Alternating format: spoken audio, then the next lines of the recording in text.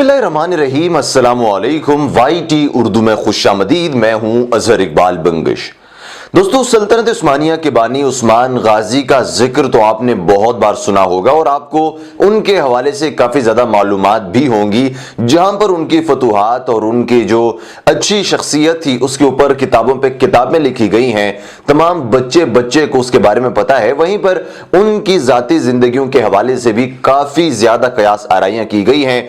अब इसका तयन करना तो मुश्किल है कि कौन सी बात सच्ची है और कौन सी बात झूठी है, क्योंकि तारीख में हमें हर तरह का मौकफ देखने को मिलता है। कोई रावी किसी बात की फेवर में बात कर देता है और कोई इसकी मुखालफत में कर देता है। तो इस बात को जांचना और इसका अंदाजा लगाना कि कौन सा रावी दुरुस्त कह रहा है, कौन सा रावी गलत कह रहा है, यह काफी मुश्किल हो जाता है। उस्मान गाजी के हवाले से काफी ज्यादा कयास आराइयां ये भी की जा रही हैं।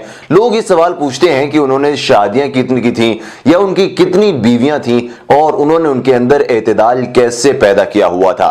तो हमने आज थोड़ी सी मेहनत करके मुख्तलिफ किस्म के जराए से मालूमात को इकट्ठा करके आपके लिए एक वीडियो बनाई है, जिसके अंदर हम आपको बताने वाले हैं कि सल्तनत उस्मानिया के बानी उस्मान गाजी ने कितनी शादियां की हुई थी और उसकी कितनी बीवियां थीं। लेकिन दोस्तों, उससे पहले हस्बी मामूल आपसे गुजारिश करता चलूं कि हमारे चैनल YT उर्दू को जरूर सब्सक्राइब कीजिए और साथ में मौजूद घंटी की अलामत को भी दबा दें ताकि हमारी हौसला अफजाई हो जाए और आपको नोटिफिकेशन भी मिल जाए। तो चलिए दोस्तों, वीडियो का आगाज करते हैं।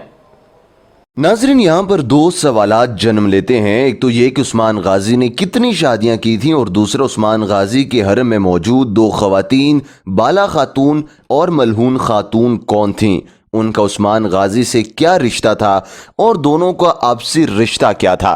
अगर ये दोनों उस्मान की बीवियां थीं तो इस बात को किस तरह साबित किया जा सकता है कि बैक वक्त उनके हरम में वाकई दो बीवियां रह रही थीं, या फिर ये अफवाहें भी दुरुस्त मानी जा सकती हैं कि दोनों नाम दरअसल एक ही शख्सियत के हैं।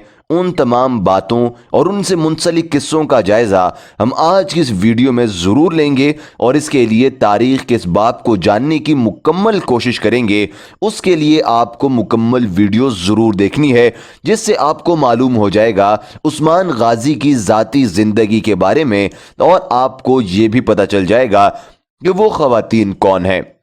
दोस्तों, अगर गूगल पर सर्च किया जाए या फिर तारीख की कुतब के औराक पलटे जाएं तो हमें उस्मान गाजी की पहली शादी के बारे में अंदाजन पता चलता है कि ये 1280 ईस्वी में हुई थी, जब उसने अनातोलिया के एक ताकतवर अनातोलियाई सल्जूक वजीर उमर अब्दुल अजीज की बेटी मलहून खातून से शादी की थी। ये बात भी मुख्तलिफ जगहों पर कोट की जाती है कि वही मलहून खातून है जो उस्मान गाजी के जाननिशीन उरहान गाजी की वालिदा थीं। अब उस्मान गाजी की दूसरी शादी की जानिब आते हैं, जो तारीखी हवालों के मुताबिक 1289 ईस्वी में मलहून खातून की विफात के बाद हुई, जब उन्होंने जमाने के मशहूर रूहानी शख्सियत शेख अदीबाली की बेटी राबिया बाला खातून से शादी की। ये वही बाला खातून है जो सल्तनत उस्मानिया के अलाउद्दीन पाशा की वालदा के नाम से बहुत ज्यादा मशहूर हैं। उनका नाम अरूक की तारीख में राबिया बाला खातून और दीगर तीन अहम मुर्रिखीन कैमल पाज़ ज़ैद और नेरी के मुताबिक मलहून बाला खातून है। इस कन्फ्यूजन पर बहुत से मुफक्किरीन ने गौर व फिक्र किया, मगर एक मजीद उलझन पैदा हो गई। फिर शेख अदीबाली की बेटी का क्या नाम हो सकता है दोस्तों, मलहून खातून या फिर राबिया बाला खातून? तो बाज़ मुनज़्ज़िम हवाला जात भी यह बताते हैं कि मलहून और बाला एक ही खातून के दो नाम थे, जो कि शेख अदीबाली की बेटी थी। चंद गैर मुस्तनद जराए तो ये भी बताते हैं कि मलहून और बाला खातून दो बहनें थीं जो यके बाद दीगरे उस्मान के साथ निकाह के बंधन में बंध गई। मलहून खातून उरखान की पैदाइश पर वफात पा गईं और बादशाह बाला खातून ने उरहान की परवरिश का जिम्मा लिया। लेकिन फिर माल खातून कौन थी, क्योंकि शेख अदीबाली की दूसरी बेटी का नाम माल खातून था। यहां पर एक मजीद कन्फ्यूजन पैदा होती है कि क्या मलहून खातून ही माल खातून थी। लेकिन अगर चंद निस्बतन मुस्तनद कुतब का मुताला किया जाए तो यह बात जाहिर होती है कि मलहून खातून, जिनका नाम मल खातून या कमरिया सुल्ताना भी बताया जाता है, अनातोलिया के एक सरदार उमर बे के साहबजादी थीं जो उस्मान गाजी के निकाह में दाखिल हुई। اگرچہ بہت سے قیاس آرائیاں کی جا رہی تھیں کہ وہ شیخ ادیب علی کی بیٹی ہیں، دوسرے ذرائع کا کہنا ہے کہ وہ اناطولیہ کے امیر عبدالعزیز بے سلجوقی وزیر کی بیٹی تھیں اور ان کا انتقال 1323 میں اورحان کی پیدائش کے موقع پر ہوا۔ اس پزل کو حل کرنے کے لیے اب ملعون خاتون کو چھوڑ کر دوبارہ سے عثمان غازی کی دوسری بیوی بالا خاتون کی طرف آتے ہیں، جو معزز عالم دین شیخ ادیب علی کی صاحبزادی بتائی جاتی ہیں۔ بالا خاتون کا نام کچھ کتب میں ربیہ بالا بھی بتایا جاتا ہے۔ ربیہ بالا خاتون علاؤدین پاشا کی والدہ تھیں۔ اورحان بے کی ماں ملعون خاتون کے ساتھ ان کی شناخت اکثر الجھن میں پڑتی رہتی تھی۔ ربیہ بالا خاتون ادیب علی کی بیٹی کو رابعہ اور بالا مختلف ناموں سے پکارا جاتا ہے۔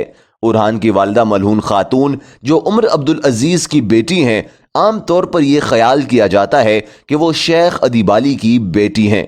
عثمان اور رابعہ بالا خاتون کی شادی 1289 میں ہوئی تھی۔ مرکزی حکومت کے پاس ان کی جائیداد کے بارے میں ریکارڈ موجود ہے جو کہ انہیں شادی کے وقت ملی تھی۔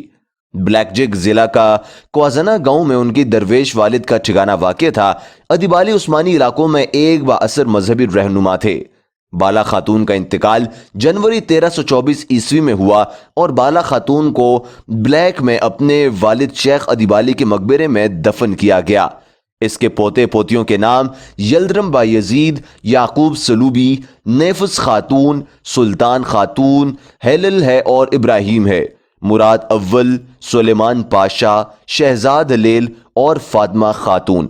ملعون خاتون کی وفات کے بعد انہوں نے اورحان کی تربیت کی اور 1324 عیسوی میں سلطان اورحان کی طرف سے تعمیر کردہ درویش خانقاہ کے لیے وقف نامہ عمل سے پتہ چلتا ہے کہ ان کی والدہ ادیب علی کی بیٹی نہیں تھی بلکہ عمر کی بیٹی ملعون خاتون تھی۔